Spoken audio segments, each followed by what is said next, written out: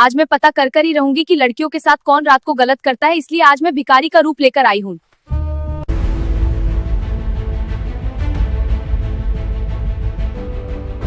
महिला एसपी साहिबा भिखारी बनकर एक गांव में पहुंची, जिस गांव में कुंवारी लड़कियां प्रेग्नेंट हो जाती थीं। मध्य प्रदेश के शिवगढ़ थाना क्षेत्र में बसा एक छोटा सा गांव था चंदनपुर। देखने में यह गांव बिल्कुल साधारण था। चारों तरफ खेत, कच्ची सड़कें, मिट्टी के घर, सुबह की चिड़ियों की आवाज और शाम को ढलता सूरज, सब कुछ बिल्कुल सामान्य। लेकिन इस गांव के अंदर एक ऐसा खौफ छिपा हुआ था जिसे कोई खुलकर बोलने की हिम्मत नहीं करता था। यहाँ के लोगों की आंखों में एक अजीब सा डर था, खासकर उन परिवारों के चेहरे पर जिनके घर में जवान होती बेटियां थीं। चंदनपुर अब सिर्फ एक गांव नहीं रह गया था, बल्कि एक ऐसा रहस्य बन चुका था जो हर गुजरते दिन के साथ और भी गहरा होता जा रहा था। गांव में पिछले कुछ महीनों से एक ऐसी घटना बार बार हो रही थी जिसने पूरे इलाके को हिलाकर रख दिया था। जो भी लड़की इस गांव में जवानी की दहलीज पर कदम रखती, कुछ ही दिनों में उसके पेट में दर्द उठता और जब उसे अस्पताल ले जाया जाता तो डॉक्टर एक ही बात कहते, यह लड़की गर्भवती है। ये सुनते ही परिवार वालों के पैरों तले जमीन खिसक जाती। कोई विश्वास ही नहीं कर पाता कि ऐसा कैसे हो सकता है। न लड़की का किसी से कोई संबंध, न घर में किसी बाहरी व्यक्ति का आना जाना, फिर भी वह गर्भवती कैसे हो सकती है। शुरुआत में लोगों ने इसे एक दो मामलों की गलती समझा, लेकिन जब ऐसे मामले एक दो नहीं बल्कि पूरे 15-16 हो गए तो गांव में जैसे सन्नाटा छा गया। हर घर में बस एक ही चर्चा होती, आखिर यह हो क्या रहा है। लोगों ने अपनी बेटियों पर इतनी सख्ती कर दी कि उन्हें घर से बाहर निकलने तक की इजाजत नहीं थी। शाम होते ही दरवाजे बंद कर दिए जाते,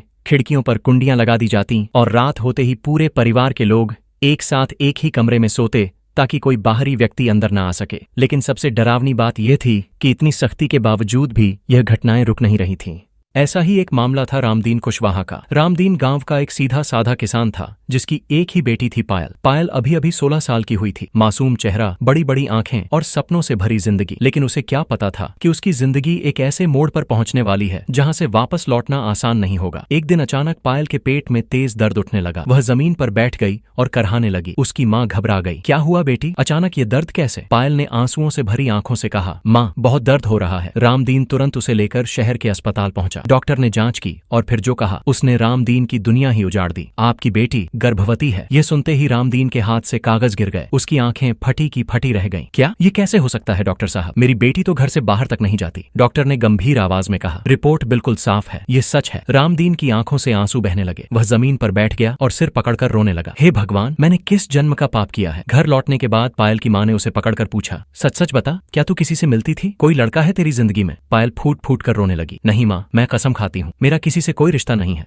मुझे खुद नहीं पता यह कैसे हुआ। उसकी बातों में सच्चाई थी, उसकी आंखों में डर था, लेकिन हालात ऐसे थे कि कोई भी उसकी बात पर विश्वास करने को तैयार नहीं था। धीरे धीरे यह खबर पूरे गांव में फैल गई। लोग तरह तरह की बातें करने लगे। कोई कहता लड़कियां झूठ बोल रही हैं, कोई कहता गांव में जरूर कोई छुपा हुआ पाप चल रहा है। लेकिन सच क्या था यह कोई नहीं जानता था। रामदीन अब टूट चुका था। उसे समझ नहीं आ रहा था कि वह समाज को क्या जवाब देगा। आखिरकार एक दिन उसने फैसला किया कि वह इस मामले को लेकर सीधे शहर की महिला एएसपी के पास जाएगा। अगले ही दिन वह अपनी बेटी को लेकर शहर पहुंचा और महिला एएसपी अंजलि सिंह के ऑफिस में जा पहुंचा। अंजलि एक तेज तर्रार, सख्त और ईमानदार अफसर, जिनका नाम सुनते ही बड़े बड़े अपराधी कांप उठते थे। रामदीन उनके सामने पहुंचा, हाथ जोड़कर खड़ा हो गया और रोते हुए बोला, मैडम हमारी मदद करिए, हमारा पूरा गांव बर्बाद हो रहा है। अंजलि ने भौहें चढ़ाते हुए कहा, क्या हुआ है, साफ साफ बताओ। रामदीन ने कांपती आवाज में पूरी कहानी सुना दी। मैडम, हमारे गांव में जो भी लड़की जवान होती है वह गर्भवती हो जाती है, बिना शादी के,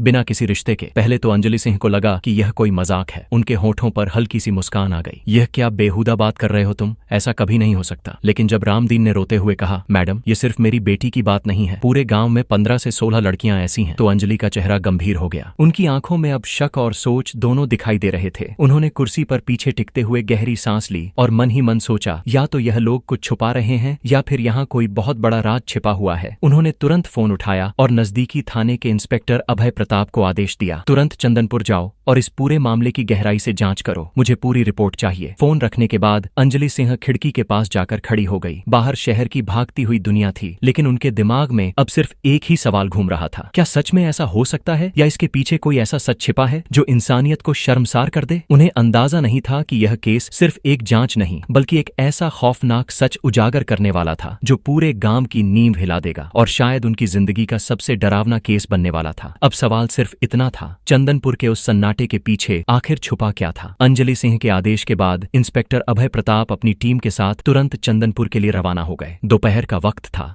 लेकिन गांव में कदम रखते ही उन्हें अजीब सा सन्नाटा महसूस हुआ। आमतौर पर इस समय गांवों में चहल पहल रहती है, बच्चे खेलते हैं, औरतें चौपाल पर बातें करती हैं, लेकिन यहाँ हर दरवाजा बंद था, खिड़कियों पर कुंडियां चढ़ी थीं और गलियां लगभग सुनसान पड़ी थीं। ऐसा लग रहा था मानो पूरा गांव किसी अदृश्य डर के साए में कैद हो गया हो। जैसे ही पुलिस की गाड़ी गांव के बीच में आकर रुकी, धीरे धीरे लोग अपने घरों से बाहर निकलने लगे। कुछ ही देर में वहां भीड़ इकट्ठा हो गई, हर चेहरे पर चिंता थी। अभय प्रताप आगे बढ़े और ऊंची आवाज में बोले, डरने की जरूरत नहीं है, हम यहाँ आपकी मदद करने आए हैं, जो भी सच्चाई है खुलकर बताइए। इतना सुनते ही गांव के कई लोग एक साथ बोलने लगे, साहब हमारी बेटियों को बचा लीजिए, हम बर्बाद हो गए हैं। अभय प्रताप ने हाथ उठाकर सबको शांत कराया। सबसे पहले रामदीन कुशवाहा आगे आए, साहब हमने अपनी बेटियों को घर से बाहर निकलना बंद कर दिया है, रात को हम खुद उन्हें चारों तरफ से घेर कर सोते हैं, कोई भी बाहरी आदमी हमारे घर नहीं आता, फिर भी हमारी बेटियां गर्भवती हो रही हैं। यह सुनकर अभय प्रताप कुछ पल के लिए चुप रह गए। उन्होंने अपनी टीम को इशारा किया, पूरे गांव की तलाशी लो, हर घर हर कोना चेक करो। पुलिस टीम घंटों जांच करती रही, दरवाजों के ताले, खिड़कियों के कुंडे, दीवारों की ऊंचाई, सब कुछ बारीकी से देखा गया, लेकिन कुछ भी संदिग्ध नहीं मिला। न कोई जबरन घुसने के निशान, न कोई सुराग। शाम होने लगी और लोग डर के मारे जल्दी जल्दी अपने घरों के अंदर जाने लगे। अभय प्रताप ने एक बूढ़े आदमी से पूछा, क्या कभी कुछ अजीब देखा है? बूढ़ा कांपती आवाज में बोला, साहब कभी कभी रात में कुत्ते बहुत भौंकते हैं, लेकिन बाहर कोई नहीं दिखता। एक महिला ने कहा, हमारी नींद भी कभी कभी बहुत गहरी हो जाती है। ये बातें सुनकर अभय प्रताप के माथे पर शिकन आई। अगले दिन वह सीधे एसपी अंजलि सिंह के ऑफिस पहुंचे और रिपोर्ट दी, मैडम दरवाजे अंदर से बंद होते हैं, खिड़कियां सुरक्षित हैं, ऐसा लगता है जैसे कोई अंदर आया ही नहीं। अंजलि सिंह ध्यान से सारी बातें सुन रही थी। उन्होंने धीरे से पूछा, और गांव वालों का क्या कहना है? अभय बोले, मैडम सभी एक ही बात कह रहे हैं और वह सच बोलते हुए लग रहे थे। अंजलि ने कुर्सी से उठते हुए कहा, इस केस को मैं खुद देखूंगी। अभय प्रताप चौंक गए। अंजलि ने मुस्कुराते हुए कहा, हाँ, क्योंकि यह मामला अब एक चुनौती बन गया है। उस रात अंजलि सिंह ने फाइलें फिर से पढ़ी। हर घटना रात के समय ही होती थी और किसी को कुछ याद नहीं रहता था। उन्होंने मन में एक योजना बनाई, भेष बदलकर गांव जाना। अगली सुबह उन्होंने अपने स्टाफ से कहा कि इस मिशन की जानकारी गुप्त रहे। कुछ घंटों बाद शहर की सबसे सख्त एसपी एक साधारण सी भिखारन के वेश में बदल चुकी थी। साधारण कपड़े, बिखरे बाल, कंधे पर एक पुराना झोला। दोपहर ढलते ढलते वह चंदनपुर पहुंच गई। गांव के लोग उसे देख रहे थे, लेकिन किसी ने ध्यान नहीं दिया। शाम होते ही वह रामदीन कुशवाहा के घर पहुंची और आवाज लगाई, भैया रात हो गई है, क्या आज के लिए मुझे यहाँ ठहरने की जगह मिल सकती है? रामदीन का दिल पसीज गया। उसने दरवाजा खोला और कहा, ठीक है बहन, अंदर आ जाओ, लेकिन आजकल गांव का माहौल ठीक नहीं है। अंजलि अंदर आ गई। उन्होंने देखा कि पूरा परिवार एक ही जगह सोया हुआ था, सुरक्षा पुख्ता थी। रामदीन ने उनके लिए दरवाजे के पास एक चारपाई डाल दी। रात गहराने लगी। गांव में सन्नाटा फैल चुका था। अंजलि चारपाई पर लेटी हुई थी, लेकिन उनकी आंखें बंद होते हुए भी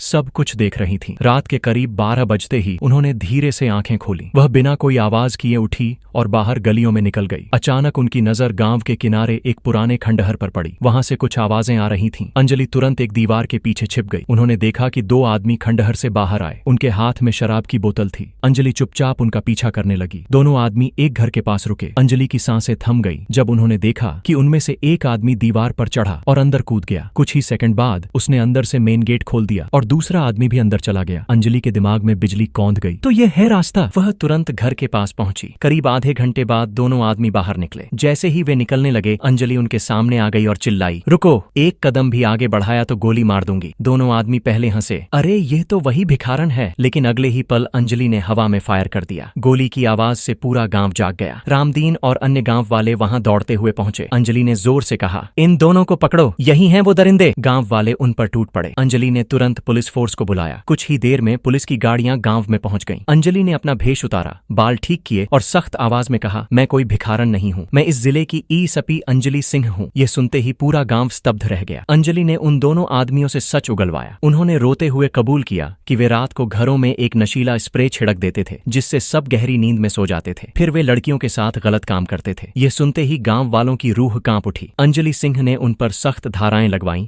और केस को फास्ट ट्रैक कोर्ट में भेजा। जज ने इस अपराध को इंसानियत के खिलाफ मानते हुए दोनों को उम्र कैद की सजा सुनाई। चंदनपुर के लोग अंजलि सिंह के सामने हाथ जोड़कर खड़े हो गए। रामदीन ने कहा, मैडम आपने हमारी जिंदगी बचा ली। अंजलि ने मुस्कुराते हुए कहा, अब अपनी बेटियों को डर में नहीं, हिम्मत में जीना सिखाओ। धीरे धीरे चंदनपुर बदलने लगा। लड़कियां अब सामान्य जिंदगी की ओर लौटने लगीं। अंजलि सिंह की यह बहादुरी पूरे जिले में मिसाल बन गई कि अंधेरा कितना भी गहरा हो, सच्चाई की एक छोटी सी रोशनी उसे खत्म कर सकती है। दोस्तों, अगर आपको हमारी यह वीडियो पसंद आई हो तो इस वीडियो को लाइक करें और हमारे चैनल को भी सब्सक्राइब